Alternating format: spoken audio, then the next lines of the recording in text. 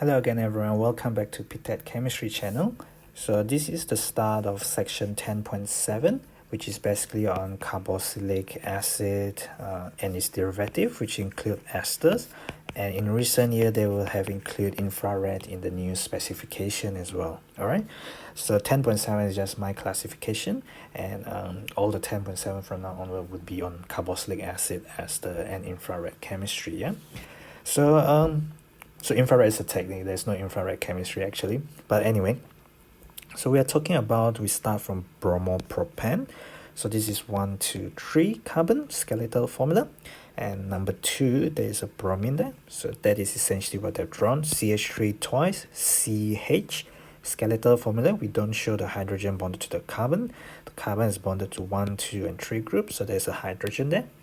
You can use it as a starting point to make that CO2H. So there's 1, 2, 3. So there's 2 methyl group there, 2 CH3. There's a CH, there's a CO2H there. Alright, how can we make that? That's the first question you should be asking. There is 1 extra carbon, 1 extra carbon. When you think about 1 extra carbon, you need to think about CN chemistry. And then you saw that the final group here is not CN but it's CO2H, because you can hydrolyze a CN into CO2H. Alright, so this has to be an acid hydrolysis of C triple bond N.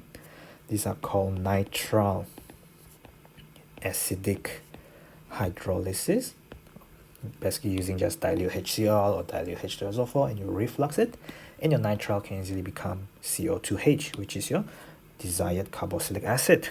Right, so it seems that we do not really need to go through the OH.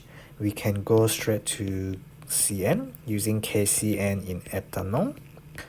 So all your reagent is KCN, your condition is in ethanol, and you need to reflux it, and then you can get an extra CN like that, and then there's probably just H2SO4 dilute, or you can use dilute HCl for simplicity. But of course you need to reflux it.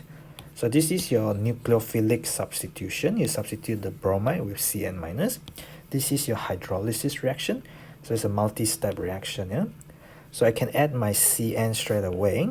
So A and C are out. I don't need to go through the alcohol. And then the Cn can be hydrolyzed straight away to the CO2H. So this is actually the more suitable route, because when you go to the OH, you can hydrolyze the Br to become OH, but then the Cn is going to be much harder to replace OH, because you see CBr versus C.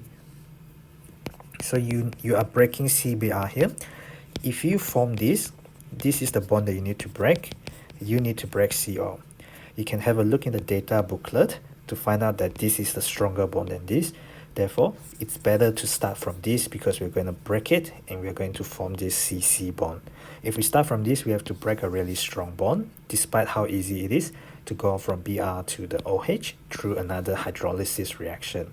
But there's no need to go through the OH at all, if you think about the reaction. Moving on to the next question. So they give you a couple of properties of this compound. Tell you it's a liquid at room temperature and pressure.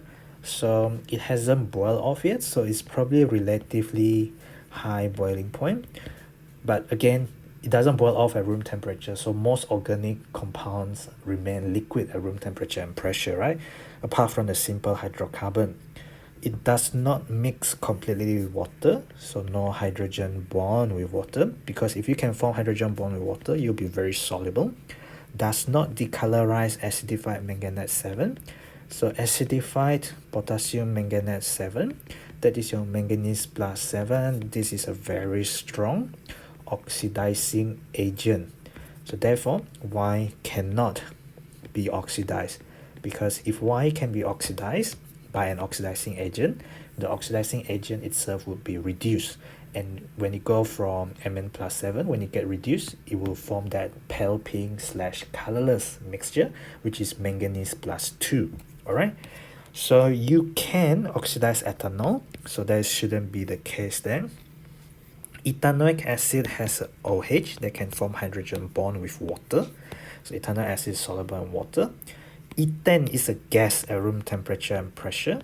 I'm not sure if you know that, but CH4 even up to C4H10.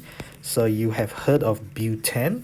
When you heard of butane gas cylinder, people use it for camping as well, like small gas canister that you can bring around to start up like hot pot or whatever, those portable cooking stove. Each of those contain butane. Next time have a read through the butane gas thing. Yeah, this is methane. So up until there we're talking about gas, and then when we have C5H12, you will start to have pentane and then hexane and etc etc. Those become liquid, but very low boiling point liquid. So I know ethane is a gas at room temperature and pressure. It's not a liquid. All right, it's got to be that. Okay, because well, you can't oxidize an ester further. An ester does not form hydrogen bond. Okay, so ethyl ethanoate, that means you have ethanol. There's the ethyl, and the ethanoate come from the salt of the ethanoic acid. When you think about it, this is how it will look like.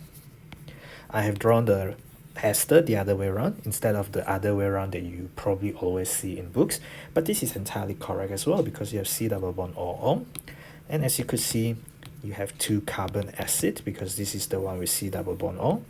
Okay, so there's the ethanoic acid, 1 carbon, 2 carbon. This is the alcohol bit, 1 carbon, 2 carbon, ethyl. All right. So next bit is about distinguishing the 2 compounds. So identify the functional group first. So you probably see more of this in A2 chemistry under A2 halogenol arene. Arene refer to this benzene ring. So that is a benzene ring, which is actually part of A2 chemistry now.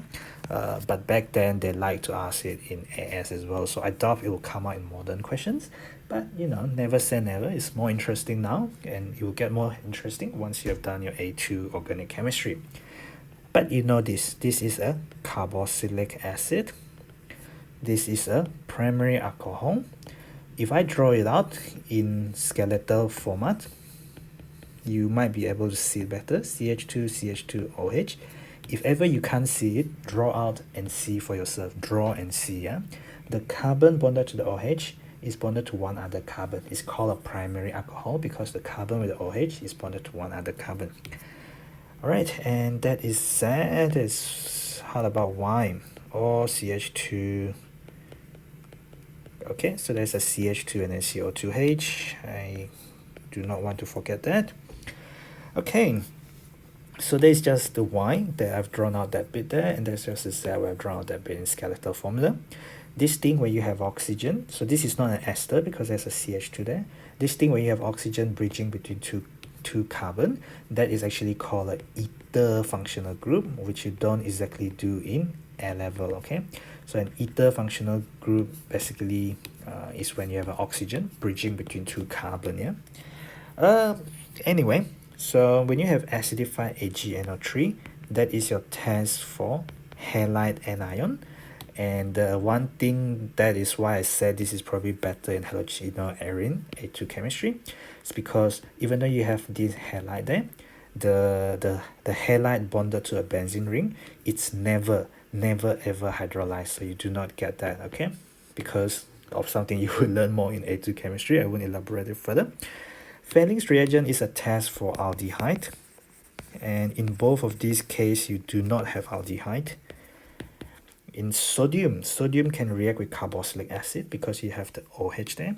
Sodium can react with alcohol because you have the OH there. Alright, sodium carbonate only reacts with acid, only with carboxylic acid. It does not react with alcohol, so it has got to be D that allow you to distinguish the two. All right. So next up, we are talking about this compound, which I hope you can see one simplified. This is an ester, and when you hydrolyze it with acid. Read the question. So this bit with the C double bond O is the one that will give you the carboxylic acid. because you are doing acid hydrolysis. And this bit there will give you RCH, CH3OH. It will give you the alcohol bit, alright? So you can see this bit with the C double bond O, that's the COOH. So this is one carbon acid. This is called metanoic acid. So HCO2H, and the other one is RCH, CH3OH. Has to got to be D, alright? Next question. So they say ethanol can be converted into a 3-carbon acid. A 3-carbon acid is going to be propanoic acid. This is ethanol, is 2 carbon. Okay, what you realize is you have add 1 carbon. You should be thinking about CN. Okay, depends on what you start with. Do you start from halogenol alkane? Then you can do nucleophilic substitution with CN minus. Or in this case, you start from ethanol, which is an aldehyde. Okay, then you can obviously react with HCN, and then but you will get this, you see, you will get that, and then if you convert it to alcohol, if you hydrolyze that, you will get that. This is a 3-carbon acid. Okay, so this is a 3-carbon acid. So not necessarily this acid, but turned out that one of the only product that can give you the acid there via the hydrolysis has to be the one with the OH. So essentially, this is the middle compound. You have to go via this compound in order to go from here to here. Okay. Yeah, that seems to be the only way to add the carbon.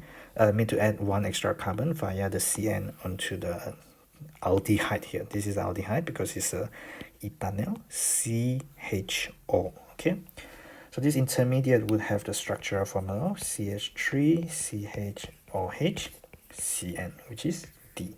So this is the end of this 5-question series on carboxylic acid and its derivative. I'll see you in the next video. Let me know in the comments on whatever other social media following, what else you'd like me to cover, and I hope that was useful. And if it was, then subscribe to the channel, thumbs up for the video, and yeah, share the channel with as many friends and your contacts, your students, your colleagues, and hopefully it'll be useful to them, as it might benefit them more than you. Alright, thank you for watching.